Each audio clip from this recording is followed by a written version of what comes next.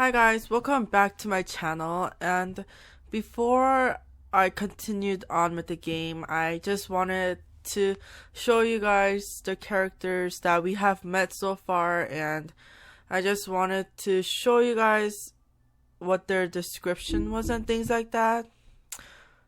And so yes, we'll start off with Bigby Wolf. He is the Fabletown sheriff, the renowned Big Bad Wolf. He's known for tormenting pigs and girls and red hoods, but is trying to put those dark days behind him. Bigby now acts as Fabletown sheriff and remains in his human form mostly. However, due to his rough past, the citizens of Fabletown are slow to trust him. Bigby is determined to show that he's truly changed, but some instincts are just too hard to control. Then next we have Snow White, and I'm guessing they are like the two main characters. So she is the assistant to the deputy mayor. Snow White may seem cold, but this stems from her life of mistreatment and abuse back in the homelands. After escaping assault and imprisonment, not to mention an attempt on her life, she married Prince Charming. It wasn't long before Snow discovered that Charming cheated on her with her estranged sister Rose Red, and she divorced him. After the Exodus, Snow focused her attention on setting up a safe haven for fables in the New World.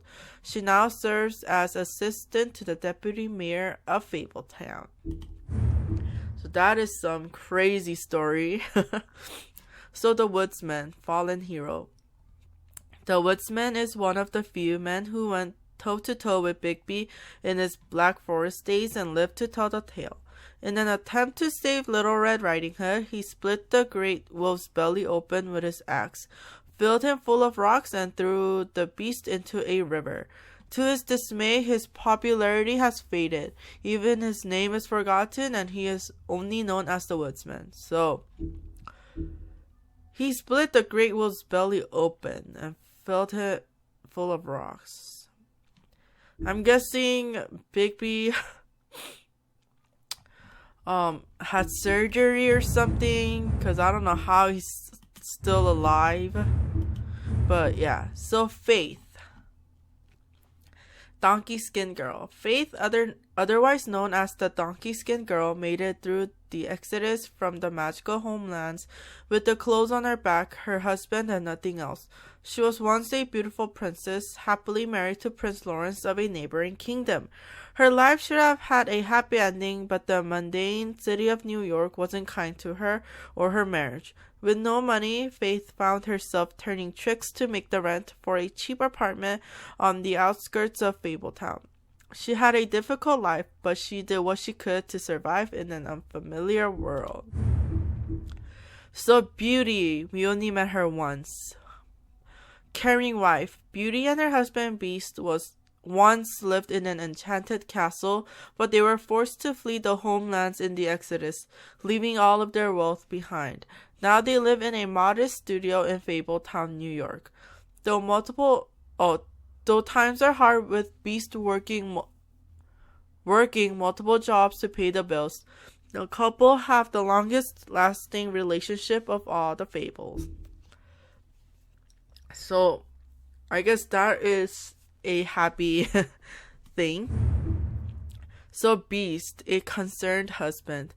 Beast and his wife Beauty left everything behind when they escaped the homelands in the Exodus. Without his former wealth, Beast must pick up extra work to make ends meet. He is able to get around Fabletown without a glamour most of the time, but if Beauty gets too angry with him, he becomes more beastly by the minute, growing horns and large teeth. Despite the occasional bickering, the two are truly in love and have the longest lasting relationship of anyone in Fabletown. I should have brought water, but I did not. But yeah, that was the Beast. We met him once as well. I'm really curious what is happening. I'm curious about what's happening to Beauty, because last time we saw her, she just kind of, left the house. So Mr. Toad, slumlord. Mr. Toad is the superintendent for a defunct tenement on the edge of Fabletown proper. Because he's a 3.5-foot talking amphibian, Toad is required by Fabletown law to keep his family and himself magically glamored to appear human. The problem is Toad isn't too concerned with what the law is and has to be reminded often. So, Colin, I have no idea. Couch surfer. He is better known as one of the 3 little pigs. Back in the homelands, they were harassed by the big bad wolf who blew down his house of straw. After the exodus, he and the other fables who couldn't pass for human were sent to live at the farm in upstate New York. Unable to stand such a boring life, he constantly makes trips down to Fabletown to bother Bigby. He is always caught and sent back to the farm, but he doesn't let that stop him. So Ichabod Crane, deputy mayor of Fabletown. This is who Snow White works for. Hailing from the haunted town of Sleepy Hollow, Ichabod Crane has been deputy mayor of Fabletown for nearly 115 years. Wow. Crane is a bundle of nerves and takes his job very seriously, though that doesn't mean he always does it well. As one of Fabletown's elite, Crane is often blind to the troubles of the less well-off citizens. Overall, Crane is authoritarian, cowardly, and always hiding something. Maybe that massage was not really a massage. Maybe it was like a secret word for something. Okay, so Buffkin, Fabletown librarian. Buffkin is the talking winged monkey from the land of Oz. Now as Fabletown's librarian, he spends his time reading and stealing the deputy mayor's booze. He is prone to mischief, so when something goes wrong, he assumes he'll receive the lion's share of the blame. He's helpful when he wants to be, but most of the time he'll rather be drinking. Someone would have fired him a long time ago, but he's the only one who can make sense of the filing system. So, Fabletown, home of the fables. Fabletown is a community located on Bullfinch Street in Manhattan's Upper West Side. To regular people, or Mondays, it appears to be an ordinary New York neighborhood, but it is really the home of fables from many worlds, and within the business office at the Woodlands lies a massive cavern, a vast library, and hundreds of magical items of immense power. All non-human fables live upstate on the farm, an extension of Fabletown.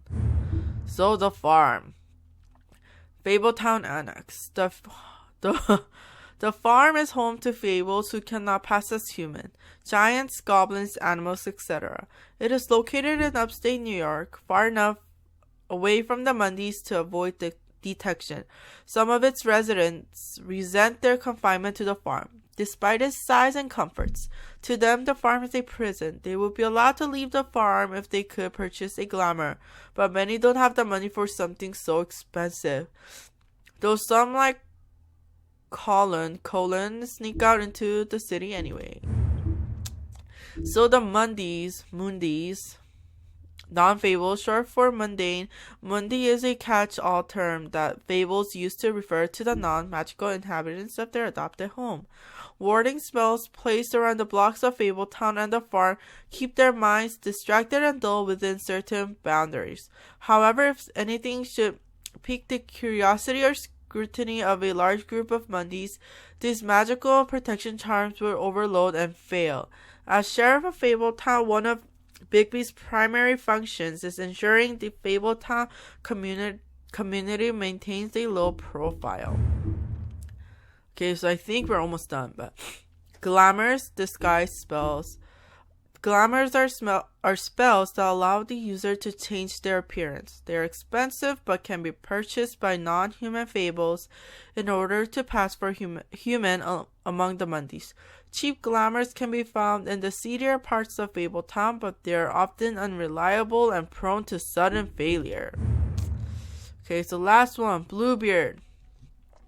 Wealthy scoundrel. Bluebeard managed to escape the homelands with his riches intact and continues to be one of the wealthiest fables in New York. The Fabletown government depends on his generous contributions, and he often uses this influence for his own benefit. As a former serial killer, he claims his days of decapitating his brides are over. But even if he was able to leave his violent ways in the homelands, that hasn't stopped him from making the occasional trip down Crooked Lane. So these are all the characters and things that we have met so far. That was long. That took 10 minutes. But let's just continue on with the game. Did Toad say who was there? Was it the woodsman? I don't know. It's possible. Whoever it was, it didn't seem like Toad was happy to see him. Well, maybe Prince Lawrence can wait. Yeah, he didn't see him. He could use some help, too. Well, where to first? Big shit. Listen, right, there's a bloke upstairs going through all the woodsman's things. You think he did it? What's her husband's name?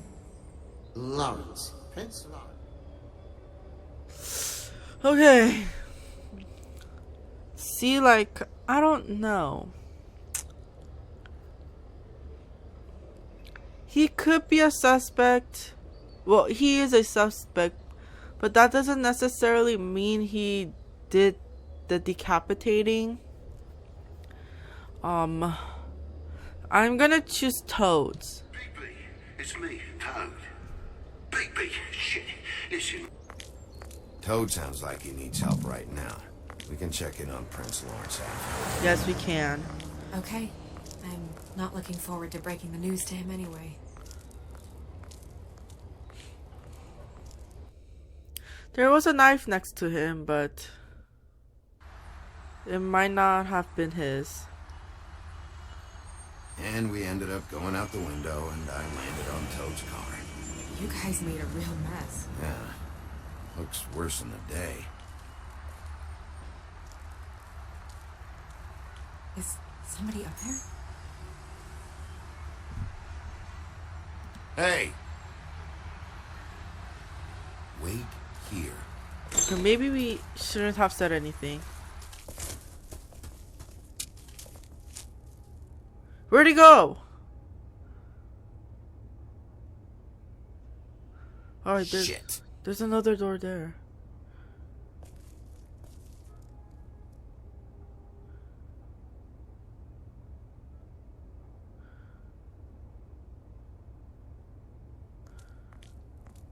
I'm sorry. That's enough, all right? Just shut it. Oh my god, Toad, you're such a jerk. What the hell? What kind of asshole swings a lamp at a guy? Okay, so I'm guessing that's what happened.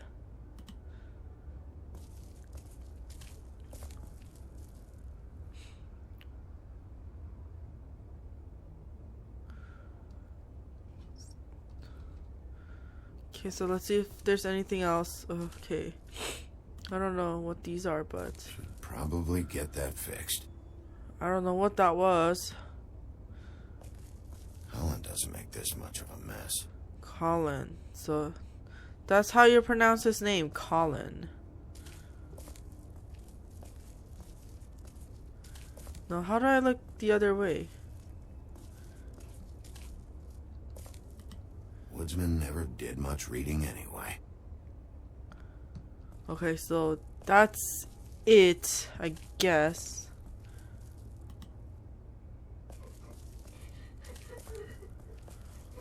Oh my god.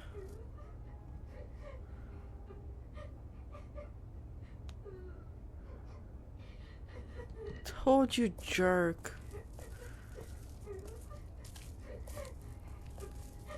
Is that his son? Toads? I think. Be nice in there, okay?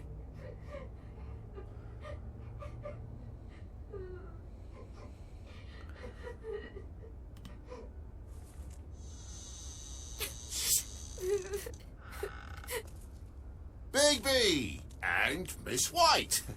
Surely you didn't come all this way just for my bother.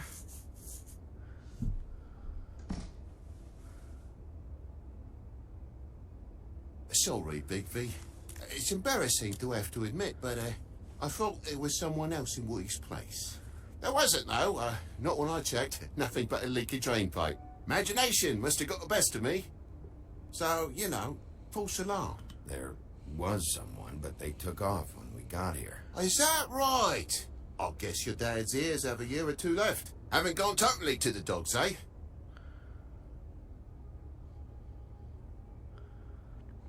Can we ask about the kid Are you now? all right? He's fine, Miss White. Just stung his little toe. Better swimmer than Walker, just like his dad. Wanna...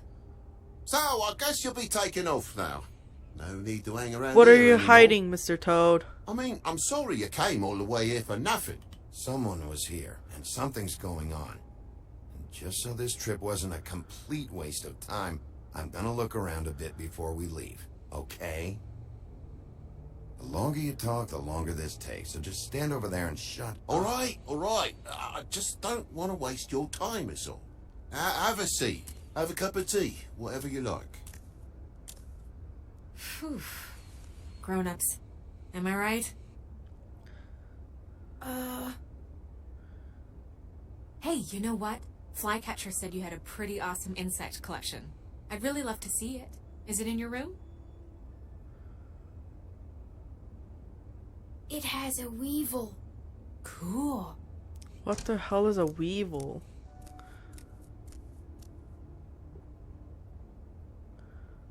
Just mind the upholstery while you're looking for nothing. Yeah, sure thing. Why was your kid crying?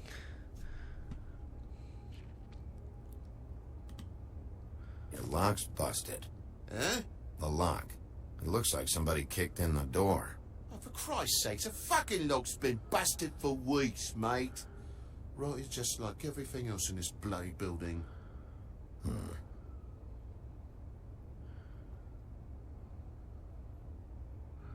You're hiding something.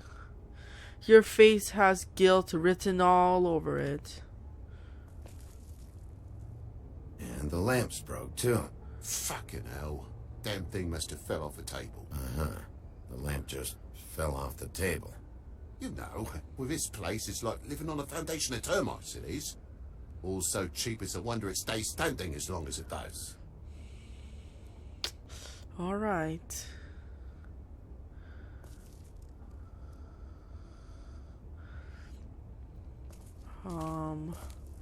We'll talk to him, I guess. I'll need to get a dustpan one of these days.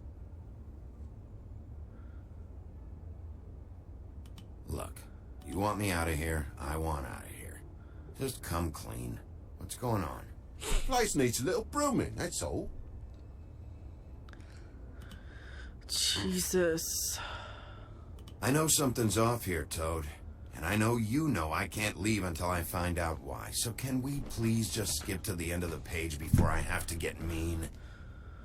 Sorry about the noise. What you want, Bigby. There's nothing going on. I was readjusting my There's position. There's just nothing to tell. Look around the room and see for yourself. Everything has its explanation, you'll see. Honestly, Toad, I don't know if I will. And I don't know if I've got the patience to reverse engineer whatever scheme this is. Me boy's in the other room, Bigby. Come on now. We're friends, right?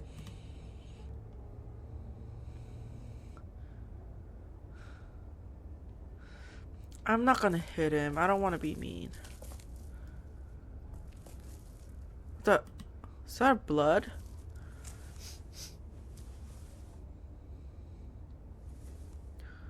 You bleeding? Why? Is that... Blood. Still fresh. Oh, well, I cut me hand. Ran around like a tit trying to pick out a wrap. Must have got some on the furnishments. Lamp in pieces, blood on the wall. It's awful, I know. Sounds painful. Oi, don't you go mother-henning now. The wound didn't sit very long, you know. Perks of being a fable, I suppose. And a frog. Toad is definitely hiding something.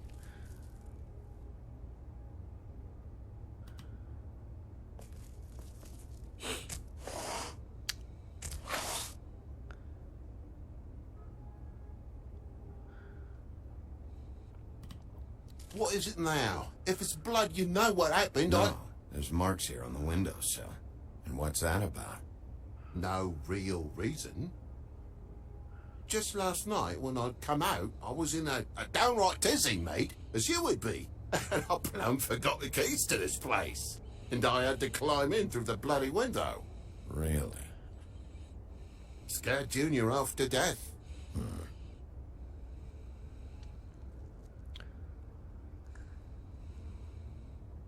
You heard the new Shakin' Stevens album yet? If you're gonna say something, out with it. Junior was home. Why didn't he let you? It was the middle of a sodding night, Bigby. I'm supposed to wake him because his jammy daddy didn't remember to check his pockets. Damn it.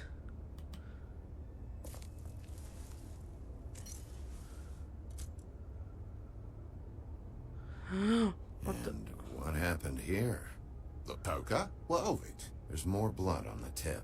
Did this happen before or after you came in the window? After. I was poking the coals and it slipped a bit. Sliced up in my foot like a seashell. Looked like a shit ugly thing. Okay, Sheriff, now what? Wait, you dropped it on your foot? You told me before that you cut your hand. Yeah, no, I did cut my hand. I cut my hand first, and that made me drop the damn thing on my foot. Ruinous flip of events, really.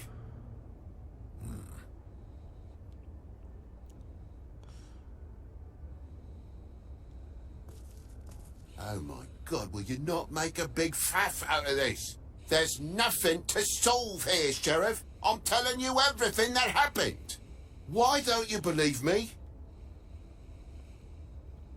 I mean, things happen, you know. I think maybe you're hiding something.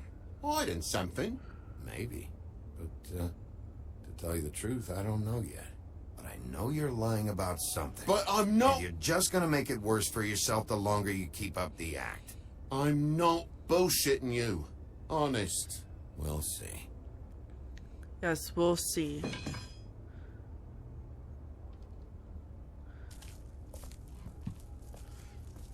Anything else? I think. Oh wait, one. Dust ring? That more blood? No, just a clean space in the dust. Did you move something? Oh, maybe one of Junior's toys or something. I mean, who knows? The lamp.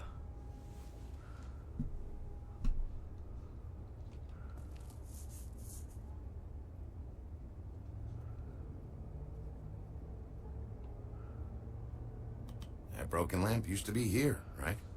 Just tell me what happened. Nothing happened, mate. Nothing!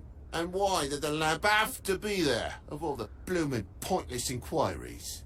It's my own place. Don't you think I know what happens in it? Because the lamp was always over here, Toad.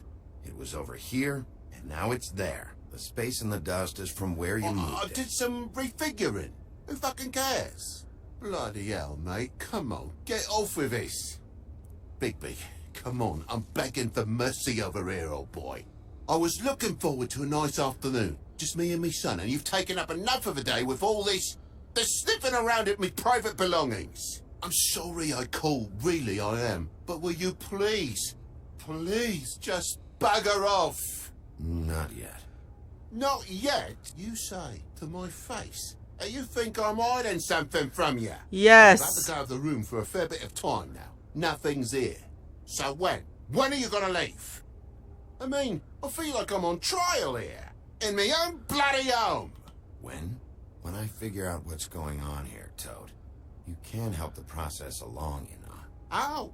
How am I gonna help the process along? Toad, these stories have made no sense. You didn't cut yourself on the poker. You didn't forget your keys. You want to tell me what's going on? She doesn't think much of me, I don't think. Oh, I wouldn't necessarily say that. Progress? No. Mr. Toad, you're bleeding.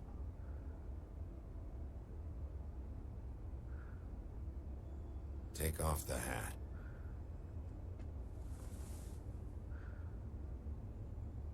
Oh my god. It was that butcher, a Tweedle, Dumody. You got to strip them down to their johnnies before you can tell which is which. He come bulging in, screaming about something the woodsman had. Or thought he had, I don't know. He tore up the place, beat me up when I said I didn't have it. I tried to go out the window, but he pulled me back in. It's been a hard morning, I could tell you that. What was he looking for? I have no idea. I would have told you.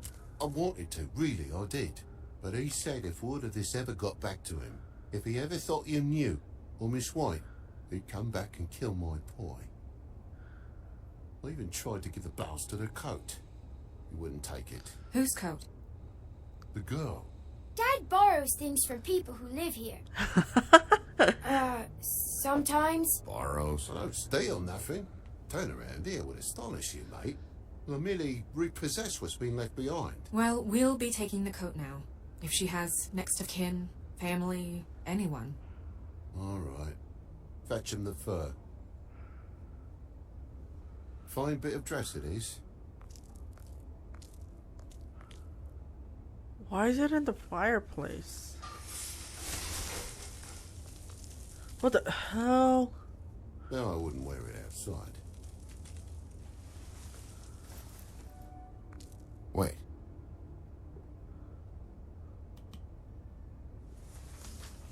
It's an envelope. Fucking hell, of course there is. With my luck, it's a map to some bloody doubloons. It's addressed to Prince Lawrence. Do you want to try and give it to him, or...?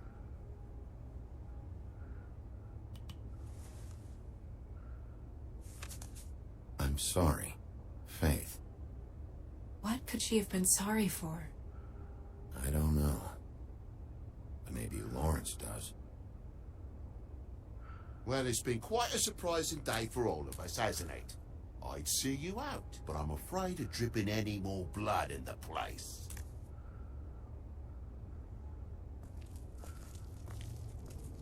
It was very nice talking to you, TJ. Thanks. See ya.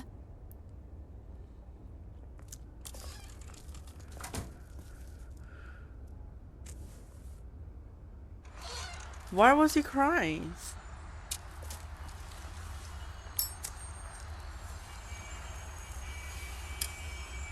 Does it always go that smoothly? Not often. So, the princes know? Lawrence's, yeah. It's our best lead, Our only lead, really. when you put it that way.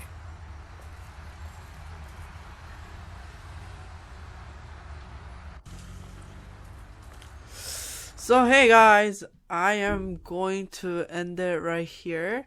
The actual gameplay was kind of short because it took me forever to read everything, but yeah. Today's episode was pretty intense as well. We found out that Tweedledee or Tweedledum came in and attacked Mr. Toad because of Faith, I think, and we got her ugly coat. And we're finally off to Prince Lawrence's house, but that will have to wait. So I hope you guys enjoyed this part, and I hope to see you guys next time. Bye!